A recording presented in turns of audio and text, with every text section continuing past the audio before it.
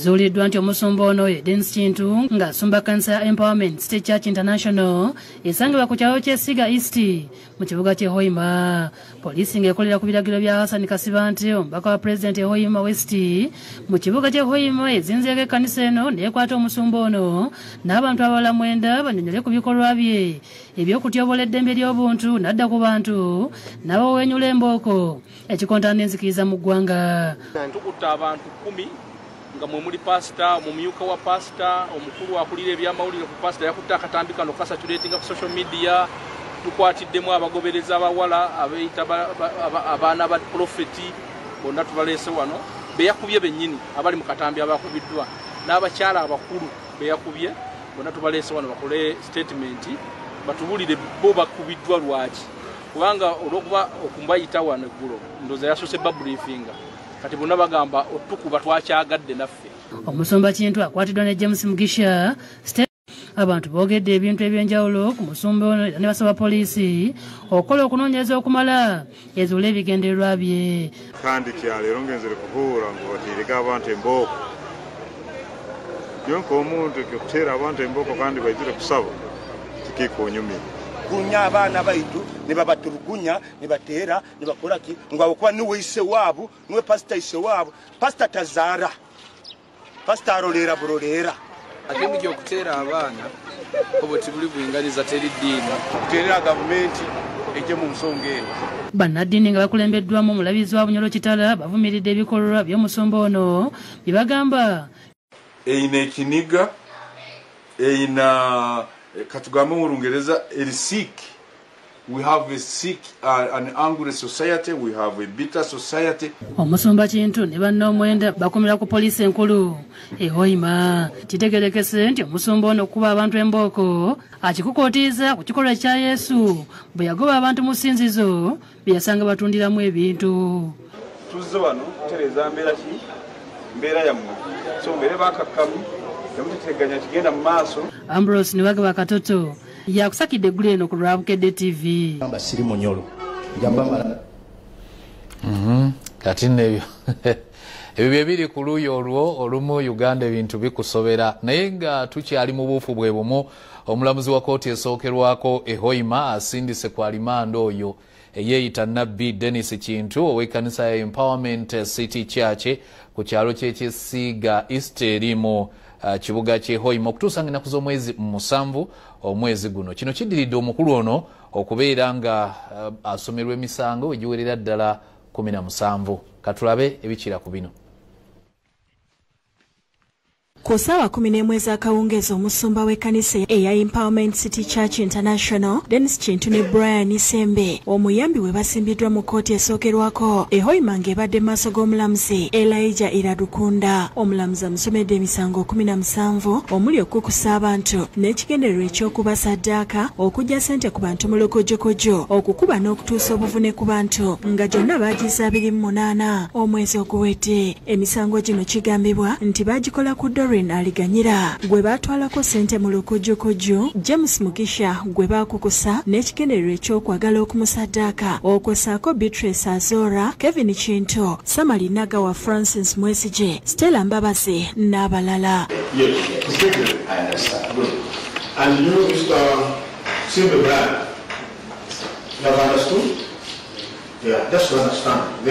Emisango egibasomeddwa bakkiriza nga bwe bagitegedde wabula tebakkiriziddwa kubaako kye boogera nga gisaana kuwulirwa kkooti nkolo. Number 8, advised by the Chief Magistrate. This matter is adjourned to the 7th of September 2022 and the accused persons are remanded until the day. Oludda oluwaabi lukulembeddwa omuwaabi wa gavumenti e Hoima Julius Ochen ate abawawaabirwa bakikiddwa munnamateeka waabwe Nobert Alibakoha ng'ono agambye nti agenda kussaayo okusaba kwabwe okw'okweyimirirwa ku lwokusatu olujja. Leero twasaba omulamuzi omusango ogwo guteeke ekyakasatu nuko omulamuzi alina obusobozi asobole guhuula application yetu. Abagobereza abadde bakubyeko mu kkooti bawakanyiza emisango egiteereddwa ku gwe bayita kitaabwe.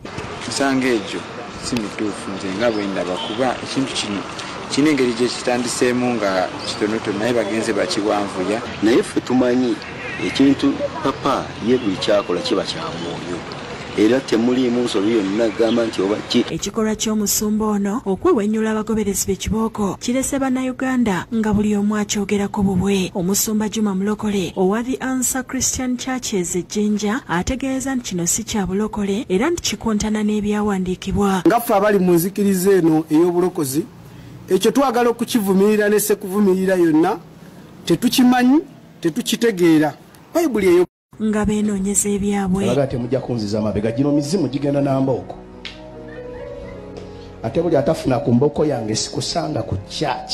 Nze nsuubira twandala tukwatagana ku mindset y'abantu ne mu bannamawulire mutuyambeko ne gavumenti twangule okusomesa abantu baffe. N'olwekyo bajja bawewennyula nnyo kibooko bajja bakola ebikolobero bingi singa abantu baganya okutegeera nti balina obuvunaanyizibwa okufuna muntu oyo zaabwe omuntu ataakolenga taalyenga okumukuba kibooko n'oba oli mukuba nti omukuba mu byanzikiriza kikontana n'amateeka ekyo ffe tukivumirira. Bagamba nti ekikolwa kya pasito ono kirinnyirira ddembe ly'abuntu era bawagidde avunaanibwe. Ekikolobero kye yakoze kivumirira ddembe ly'obuntu kinyomoola ekitonde kyaffe ekyabakyala. Baagala ne gavumenti esitukiremu ku tteeka eriruŋŋamya enzikiriza. Bwe budde ffe nga bannamateeka tuddemu tutunule mu tteeka eriruŋŋamya amadiini. Ambrose Niwagaba Katoto ne Fred Kakibe bakusakidde eggulire lino ku lwa Bukedde TV.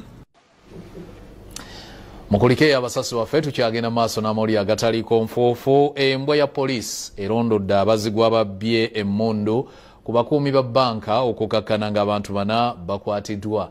Omu ku bo nno mu bakuumi abadde mu lukwe olukuba munne kalifoomu okusobola okulaba nga babba emmundu eyo. Katulabe ebisingawo ku mboozi eno. Mu kiro ekikeeseza olwaleero abazigu balumbye sako eya Edu Trinity emasanafu ne bakuba omukuumi Abdumajido owa kampuni ya AfriSafe Security Kalifoomu ne esawa bakubidde nekukanyuga amayinja bakanyuza amayinja ne bamaneja nabo we bawuliridde.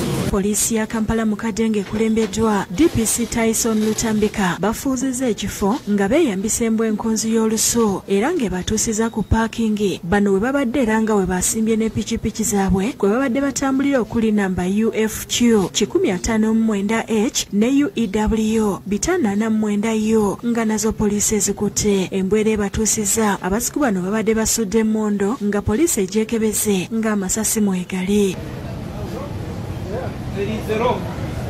Babadde bakyali awo aba kampuni ya AfriSafe abakuumi bano mwe babadde bakola n'abakozi mu bbanka ne batuukira ne bagibwako statement. Abakwate batutte poliisi mu bifo gye basula neyo gye babadde basudde emmundu ng'eno poliisi eggyeyo ennyondo ezigambibwa okubanga nazo babadde bazikozesa okutigomya abantu era nga bitwaliddwa ku poliisi ey'e Kampala Mukadde.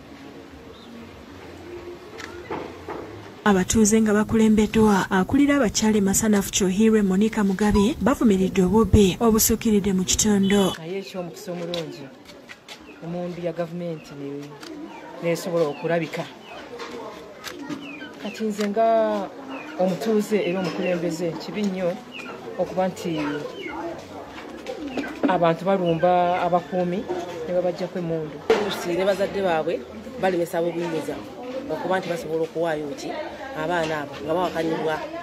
Omwogezi wa poliisi mu Kampala n'emirirwano Patrick Onyango asabye abakuumi b'emmondo okubeera abeegendereza. Ennaku zino waliwo abantu abamu batandise okututuunulira maddala ffe abasirikale abakuumi abapoliisi abamagye baagala kutugyako ki mundu kati mubeere.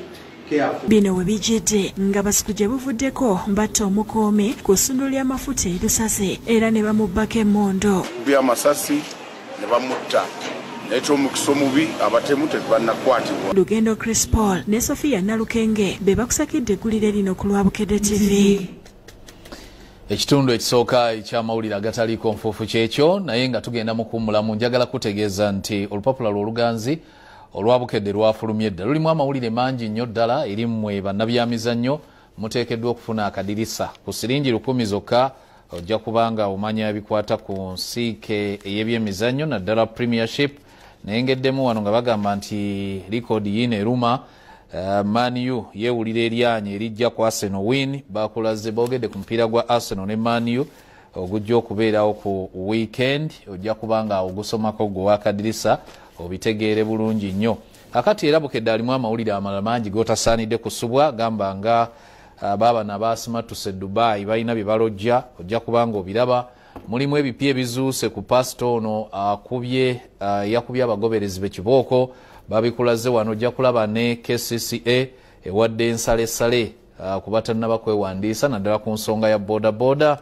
Ukraine netta abarussia 200 mu lunaku lumu lwokka. N'amawulire amala mangi nnyo ogenda kugasanga mu lupapula olwa Bukedde. Katuwumulemu katono tukomewo n'ekitundu ekyokubiri. Linda ne bino mu Agataliikonfuufu. Tusaba okuludda akanyomero ku ntambula y'eggaali y'omukka. Mulimu enteekateeka ey'okugiddaabulula. Yali ekola ssente nnyingi nnyo. Vimba ne MTN Kabodi Super.